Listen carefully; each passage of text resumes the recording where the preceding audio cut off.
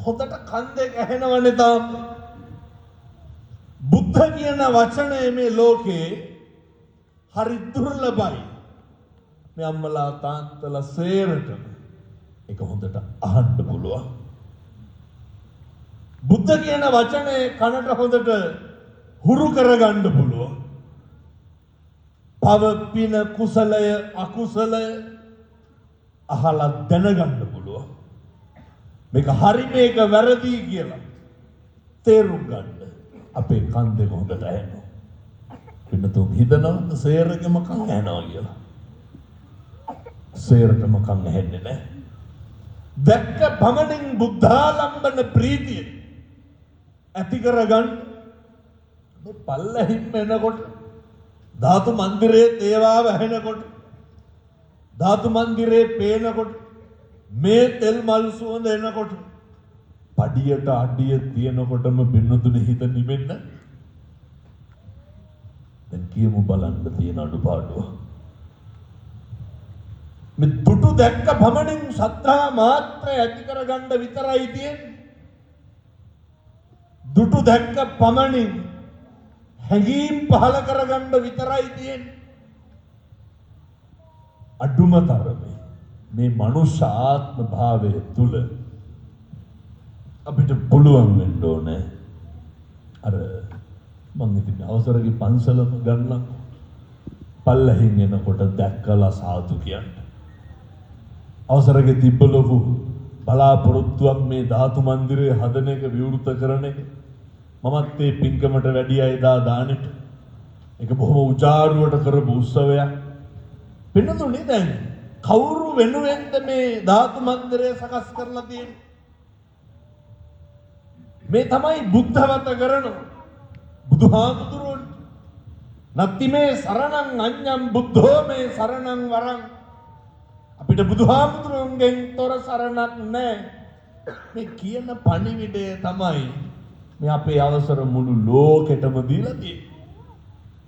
පන්සලේ ඉහළම තන සර්වඥ ධාතුන් වහන්සේලා තැන්පත් කරගෙන උදේ හවා පූජාව තේවාව තියාගෙන මේ කියන්නේ අපේ එක අපිට බුදුහාමුදුරුවෝ. ඒකටත් හේතුවක් තියෙනවා. පින්නතුන්ට මතකද අර 2004 අවුරුද්දේ ලංකාවට සුනාමිය ආවා. පින්නතුනේ කොන්ක්‍රීට් ගොඩනැගිලි ගලවගෙන නෙගේ. දැක්කද අපුරල කහව පැරලිය ස්ටේෂන් එකේ රේල් පීලි දෙකට නැමිලා තිබ්බා. අර ගාල්ලේ බුදු පිළිමේ කී දෙනෙක් එල්ලලා හිටියද? තින්ත පතුරක් ගලවුණාද? ස්වභාව ධර්මයේ පවා කාටද ගරු කරන්නේ? බුදුහාමුදුරුවන්ට.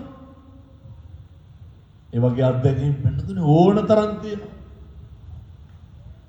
වෙනතුනේ මේ අපේ බුදුහාමුදුරුවෝ භාග්‍යවතුන් වහන්සේ දැක දික් කරලා එක් කරලා වඳින්න පුළුවන් මේ අවස්ථාව ලැබිලා තියෙන වෙලාවේ මම යෝජනා කරනවා අර ශ්‍රද්ධා මාත්‍රයක්වත් උපදවා ගන්න. හැම මොහොතෙම බුද්ධානුස්සතිය වඩන්න පුරුදු වෙන්න. බුදුහාමුදුරුවෝ හිතේ හදවතේ ඉන්නවා කියන තැන පිහිටගෙන තියාගෙන ජීවත් වෙන්න. ගෙදර ඉන්නකොටත් හොඳට බුද්ධවත කරන්න. ගෙදර ඉන්නකොටත් හොඳට බුද්ධ උපස්ථානය කරන්න. මේ හැම අවස්ථාවකදීම පුළුවන්. ඉදම් මේ පුඤ්ඤ කම්මං ආසවක්ඛ්‍යාවහං හෝතු සබ්බ දුක්ඛා පමුච්ඡතු. සසර දුක් කෙලවර කරලා නිවන් දකින්න ප්‍රාර්ථනා කරන්න පුළුවන්. වෙනතුනේ කවුද දිවස්සත් වුන් අතරින් අග්‍රස්ථායක? අනුරුද්ධ මහරහතන් වහන්සේ. වෙනතුනේ කල්ප 90කට කලින් උන්වහන්සේ මහා සංඝ රත්නය භාග්‍යවතුන් වහන්සේ දැක්ක බුදුරජාණන් වහන්සේ එක්තරා භික්ෂුන් වහන්සේ නමකට අර අගතනතුරු පිරිනමනවා. මේක දැකලා මේ අනුරුද්ධ හාමුදුරුවෝ ආත්මය තුල ප්‍රාර්ථනාවක් කරනවා. කවදා හරි මට බුදුරජාණන් වහන්සේ නමක් ඉදිරියේ අගතනතුරු ලබන්න ඕනේ. ප්‍රාර්ථනා කර අපිට කොච්චර ප්‍රාර්ථනා කරන්න පුළුවන්ද? අපිට කොච්චර අදිෂ්ඨාන කරන්න පුළුවන්? එක තප්පරයක්වත් නැති කරන්න එපා. බෞද්ධ මහා සංඝ රත්නයේ බුදුරජාණන් වහන්සේ ප්‍රමුඛ දානට ලක්ෂයක් මහා සංඝ රත්නයට ආරාධනා කරලා ඉහළ බුදුහාමුදුරුවන්ගෙන් අහනවා බුදුහාමුදුරුවනේ මම ඊයේ ප්‍රාර්ථනාවක් කරා ඉෂ්ට සිද්ධ වෙයි. උන්වහන්සේ නියත විවරණ දෙනවා. මෙතෙන් සිට කල්ප 90ක් ඉක්ම ගිය තැන මතු බුදු වන ගෞතම සම්බුද්ධ ශාසනය තුල දිවස්සත්තුන් අතරින් අගතනතුරු ලබනවා කියනවා පිළිතුරු. මේ ප්‍රාර්ථනා කරන්න අදිෂ්ඨාන කරන්න පෙරුම් පුරන් තවත් පුළුවන්. අපිට තියෙනවා නම් මේ ආත්ම භාවයේ තුල රෝගාබාධ අසනීපකම් අගහිගකම් නොලැබී අප්‍රසාදය බොහෝ දෙනෙක් අපිව පෙළනවා නම් බොහෝ දෙනෙක් අපිට නිඳා කරනවා නම් අපිව ප්‍රතික්ෂේප වෙනවා නම් වෙනතුනි බුදුරජාණන් වහන්සේගේ ඔය වෙනතුන් අහලත් එදිනේ බුදුහාමුදුරුවන්ට විපාක දුන්නු කර්ම 12 කොච්චර දෙනවද? චින්චමානවිකාව ඇවිල්ලා මහා රජවරු සිටවරු මැති ඇමතිවරු පිරිවරාගෙන බණ කිය ඉන්නකොට ඇවිල්ලා බුදුහාමුදුරුවන්ට අපහාස කරන නිඳා කරන ඒක ආත්මිකනේ. පසේ බුදුරජාණන් වහන්සේ නමකට පින්නතු මේ කාම භෝගියා කියලා බැනලා හරි පරිස්සම් වෙන්න භාසතිවා කරෝතිවා මනස මුල් වෙලා යමක් කියයි නම් හෝ කරයි නම් පින්නතුනේ ඒවා තමයි මේ සංසාරේ අපිට කවදා හරි විපාක දෙන්න බලපාන්නේ. දැන් මේ අම්මලා තාත්තලා මොකක්ද අදිෂ්ඨාන කරන්න ඕනේ? එක වචනයක් ඇති දෙස් දෙවල් එහෙම තියන්නේ හොඳේ කට්ටියට පොල් එහෙම ගහලා තියනවද නැහැ? මං කියන උයන්න පිහින්ද නෙමෙයි. ඔය කියනවනේ අඹරියන්නේ වැඩිපුරම සීනිගම මොනවාද කරන්නේ? ඔයනේ එක එක අනවින හෝනියක්ද කරන්නේ? සමහරු කියනවා පෙන්නතුට ඕන්ගේ දරුවෙකුටවත් හරියන්න එපා කියලා. අම්මා ජාතියකටවත් කියන්න එපා. කවුරු හරි දැක්කහම අපි හිතමුකෝනේ රූපශ්‍රීය තියෙනවා කියලා මොකද සම්පත්ති පිහිටලා තියෙනවා කියලා. ඒ රූප ස්වභාවයට කොණ්ඩේට අනේකගේ ලැබීමට අනේකගේ වාහනවලට අනේකගේ ඉඩකඩම් වලට මේ අනේකගේ දරුවන්ට අනේකගේ දරුවෝ ඉගෙන ගන්න එකට අනේක පන්සල් වලට පැහැදිලිද මම මේ කියන්නේ. ඒ මොකේටවත් පින්නොතේ හූල්ලන්න එපා. ඒ කිසි දෙයක් කෙරෙහි දැක දේශයක් ඇති කරගන්න එපා. සහෝදරයෝගේ වත්කම් වලට උනත් කමන්නේ හූල්ලන්න එපා. මේවා බලපානවා පින්නතුනේ පුදුම විදිහට අපිට සංසාරේට. මම්මලාගෙන් තාත්තලාගෙන් අහුවොත් කියන්නේ හාමුදුරනේ අපි එහෙම කරන පාපයක් නැහැ කියලා. ඇත්ත ඉතින් ඔය ඇත්ත එහෙම පව් කරන්නේ නැහැ. කොච්චරනම් දැන් අද බලන්නකො යනකොට කීයෙන් කී දෙනාගේ හෙරප්පු තියෙන්නේ කියලා. එහෙනම් හොඳට යනකොට ඔළුව පාත් කරලා බලන්න මේක මගේද කියලා. පැහැදිලිද මං කියන්නේ? බෝරුවට කියනවනේ මගේ එක තිබ්බේ නැහැ ඉතින් වෙන දෙකක් දාගෙන ආවා කියලා. අපේ කවුරු හරි මේ හොරකම් කරන්නේ නැද්ද? කවුරු හරි හොරකම් කෙරුවා කියන්නේ අඩුම තරමේ අර ත්‍රිවිල් වල තියෙන හැමදාම නවුස් කරනවා මොනා හරි මේ බණ කියලා යනකොට ඇහෙන්නේ ඔය කියන්නේ ඒ වගේ බල් පටි ගලවලා මෙලහටත් කියනකොට ගලවනවද දන්නේ නැහැ ඊට පාරේ ඒ වගේ බැටරි හොරකම් කරනවා අර අමතර රෝදේ උස්සන පින්නත් නේ මතක තියාගන්න මේ සරණමය අවස්ථාව ලැබිලා තියෙන්නේ වචනයෙන්වත් ක්‍රියාවෙන්වත් එකදු පාපයක් සිද්ධ කරගන්න නෙමෙයි. මේ බුද්ධානුස්සතිය වඩන්න හොඳම කාලේ. මේ සරුදේ සරු විදිහට දකින්න, નિසරුදේ નિසරු විදිහට දකින්න මේ හොඳම කාලේ. ඒ නිසා අපි අද ඉඳන් පුරුදු වෙමු. ආමුදුරනේ මම අද ඉඳන් කාගේවත් දෙයක් දැක්කට ද්වේෂ සහගත සිතුවිල්ලක් ඇති කරගන්නේ නැහැ. මම කාගේවත් දෙයකට ඊර්ෂ්‍යා කරන්නේ නැහැ. මේවා මේ ආත්මය තුල පුරුදු වෙන්න. මේ ආත්මය තුල ප්‍රගුණ කරන්න. සමහරව අපූර්වට කියනවනේ අර වරදින කම්ම බලාගෙන ඉන්න එක සතුටක් තියෙනවා. එහෙම වෙන්න එපා. අනේකගේ පරාජය ප්‍රාර්ථනා කරන්න එපා. අනේකට නැති වේයන් කියන එක ප්‍රාර්ථනා කරන්න එපා. හේතුව බුදුහාමුදුරුවෝ පෙරම් පුරණ බෝධිසත්ව ආත්මයන් තුල වෙස්සන්තර ජාතක දේශනාවෙත් පෙන්වුවේ මොකක්? අනේකගේ තියෙන දේ නැති කරනවට වඩා ලැබිච්ච රජකම දන් දුන්නු බෝධිසත්වයේ එහෙමයි පෙරම් පුරුනේ. ලෙයින් මසින් ජාතක කරපු දරුවෝ දන් දීලා පෙන්වුවේ. බිරිඳ දන් දීලා පෙන්වුවේ. මහරජ්‍ය දන් දීලා පෙන්වුවේ. ඇස් ඉස් මස් ලේ නහර දන් දීලා වචනේ ඉඳන් පරිස්සම් කරේ. මොකේද? ආධ්‍යාත්මික ශික්ෂණය වෙනුවෙන්. පතාගෙන එන බුද්ධත්වයේ වෙනුවෙන් අපිට තියෙන්න ඕනේ එහෙම පතාගෙන යන එක. ඒක මොන තරම් අහලාද මේ ශාන්තිවාදී ජාතකේ. අත් දෙක කපනකොට කකුල් දෙක කපනකොට ඇස්කම් උගුල්ලන කොටත් කලාඹු රජුරු බෝධිසත්වයෝ මොකද්ද කියන්නේ? මම ශාන්තිවාදී වෙමි. අර වචනයත් පරිස්සම් කරපු හැටි. අපිට මధుරෙක් ආවත් කුමාරපැක් කියවෙන්නේ නැද්ද? ඔය නිකන් කවුලක් උළුවස්සක හැප්පුණත් මොනවද කියවෙන්නේ? නිකන් මේ දරුවෙක් අඩුම තරමේ පොඩි එකාගේ ෂර්ට් එකේ කහට පැල්ලමක් තිබ්බොත් ඉස්කෝලේ ගිහින් එනකොට මූණේ අබ පුපුරන්න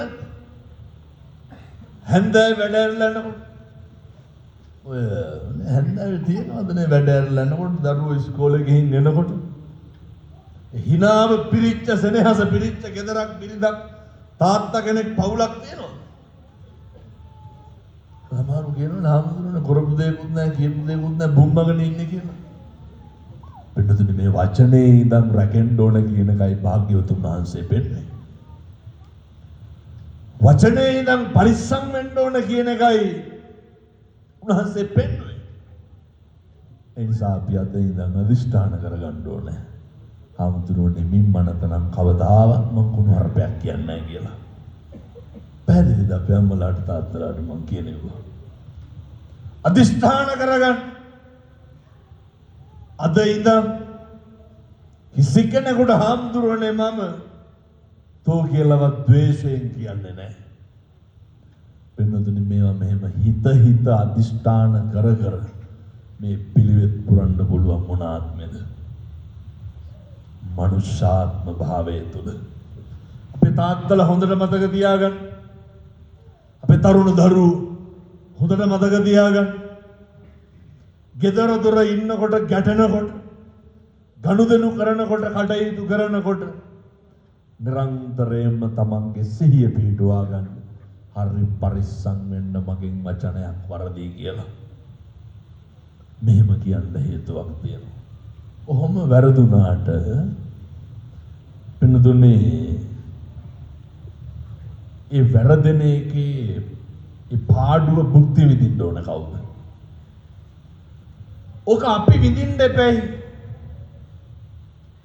ගෙදර හෝ වේවා වැඩ කරන තැන හෝ වේවා කවුරු හරි නොහික්මුණු අසිෂ්ට නොමිනිස් පුද්ගලයෙක්ගේ ක්‍රියාවකට අපි ගොලප් වෙලා අපි කලබල වෙලා අපේ ඉන්ද්‍රියන් අසංවර වෙලා ඒ තුලින් මොකක් හරි අකුසලයක් වුණාම වෙනතුනේ අපි තනියම භුක්ති විඳින්න ඕන නිකන් නෙමේ මේ මුළු සංසාරෙම.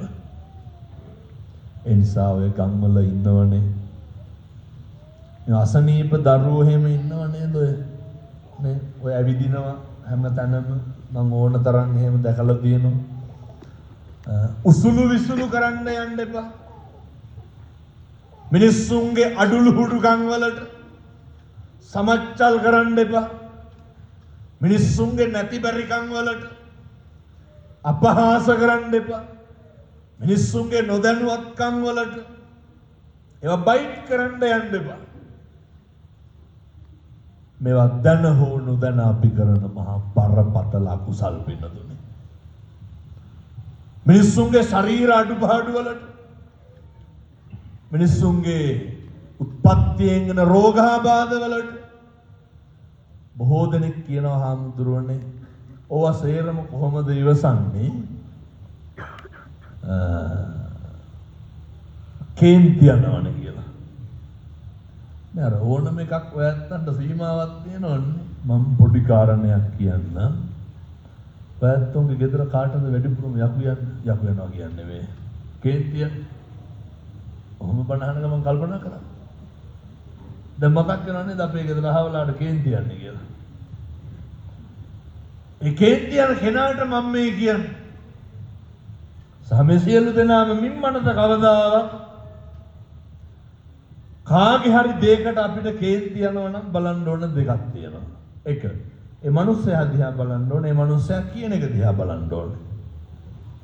ওই කාරණා දෙක අතරින් අපිට විශේෂ වෙන්න ඕනේ. මනුස්සයා කියන එක තියෙනවනේ. කවුරු හරි අපිට නිස්කාරණය කරන චෝදනාවක් වේවා. මේ මෙලෝදියක් දන්නේ නැතුව කියවගෙන යනවනේ. බලන්න මොකක් දිහාද මේ කියවන්නේ කියලා. මම මේක කියනකොට එක තරුණ දරුවෙක් කියනවා හම්දුරනේ මේ උදේ ඉස්කෝලේ පන්ති කාමරේ පහන පත්තු කරලා කොල්ලා ගිනි පෙට්ටිය සාක්කුවේ දාගෙන ඇවිල්ලා අම්මා බනිනවලු ඉවරයක් නෑලු තාත්තා ආපු ගමන් කියනවලු ඉවරයි කිය විවිධ දේවල් කියනවා. දැන් මේ පහවදා විදුහල්පති හම්බෙන්න යන්න සූදානම්. කියනවා හම්දුරනේ වෙලාවට කලින් දවසේද කොහෙද ඔය කියපු එකම අහලා තිබ්බේ. ඒ හින්දා අම්මා දිහානේ මේ බැලුවේ අම්මා කියපු එක දිහා බැලුවේ කිව්වා. මොකක්ද මේ කියන්නේ?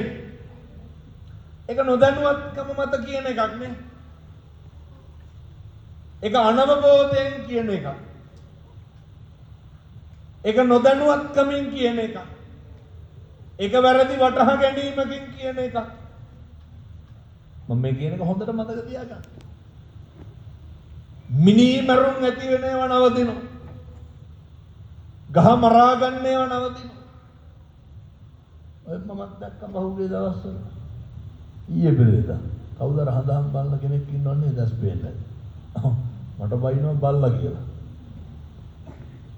මම්ම පවුවිදි මොන කරන්නද?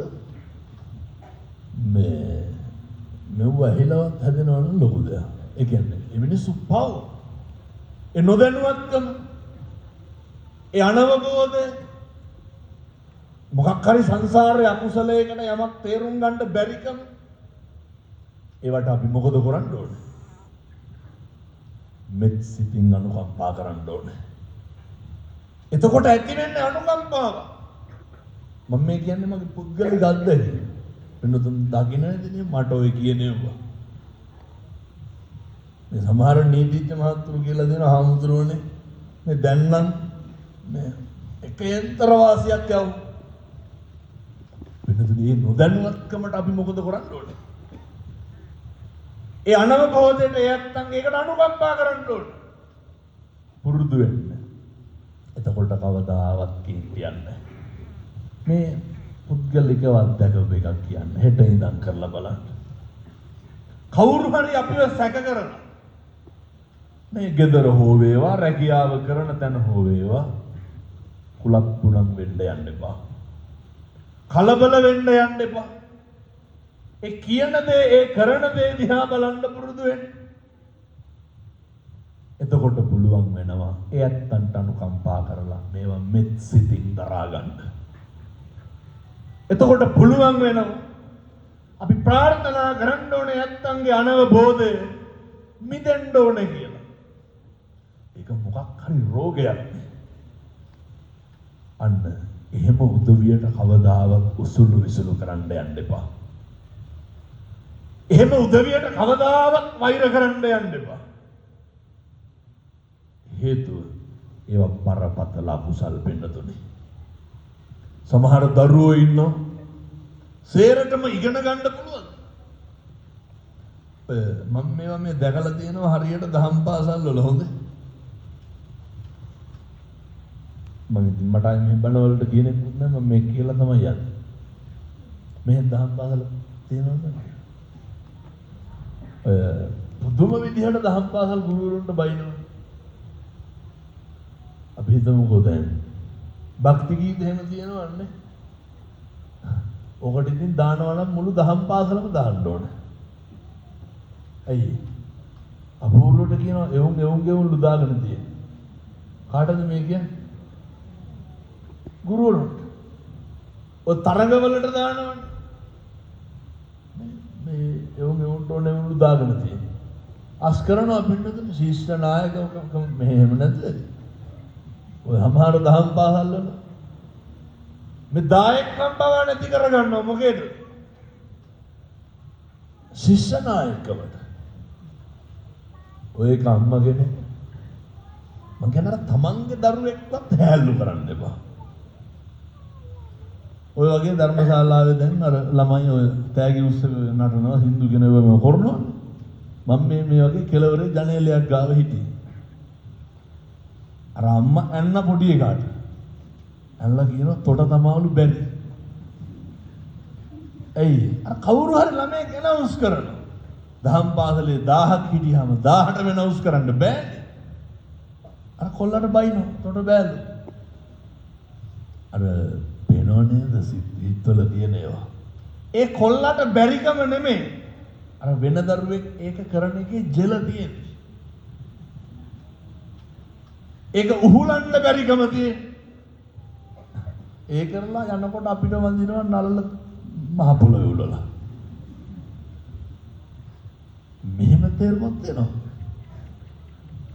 මම මේ එකින් එකට හිතන්න. ගෙදර බල්ලට පූසට වුණත් එහෙමයි.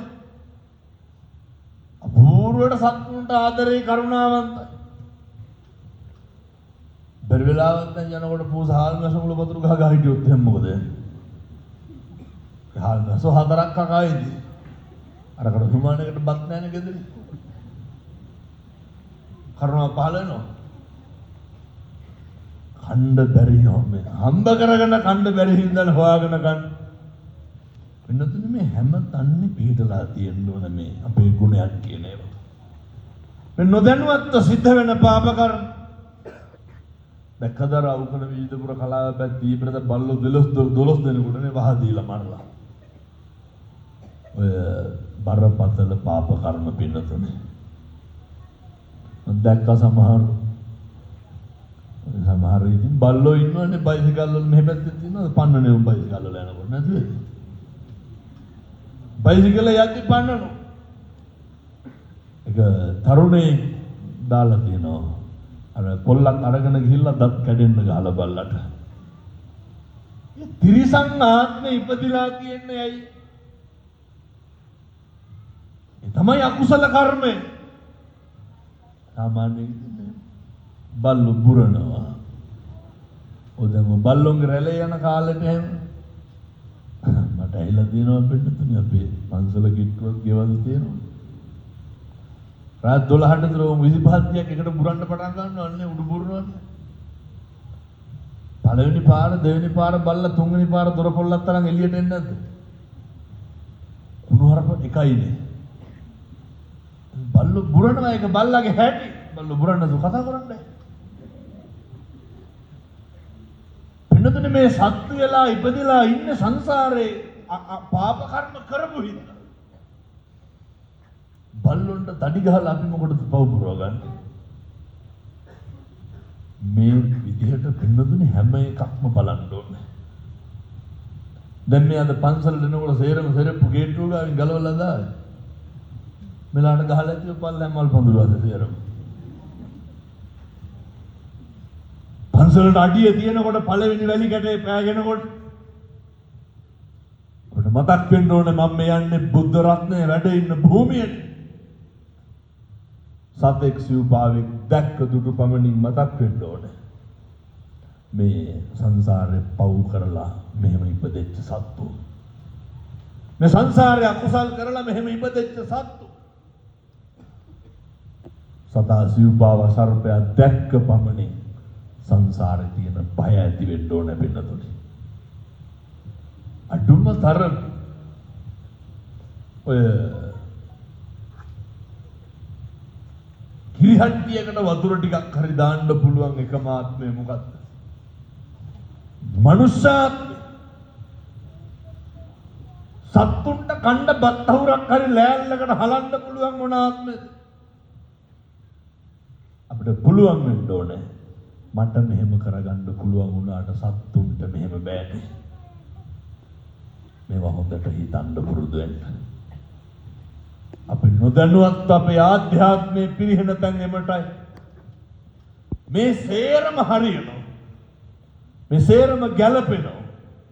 අර බුද්ධානුස්සතිය වඩන්න පුරුදු වෙන්න. බුදුහාමුදුරුවෝ හිතේ ඉන්නකොට පින්නතුනේ එකදු පාපයක්වත් සිද්ධ වෙන්නේ නැහැ. බුදුහාමුදුරුවෝ හිතේ ඉන්නකොට එකදු අකුසලයක්වත් සිද්ධ වෙන්නේ නැහැ. මොකද උන්වහන්සේ අපේ හිතේ වැඩ ඉන්නකොට අකුසල සිතුවිලි සියල්ල දමනය වෙනවා. ඒවා සියල්ල පහව යනවා. මේ වෙනුවෙන් මම ඔයත්තන්ට යෝජනා කරනවා මේවා සියල්ල ප්‍රායෝගිකව අත්විඳින්න ඔයත්තන්ගේ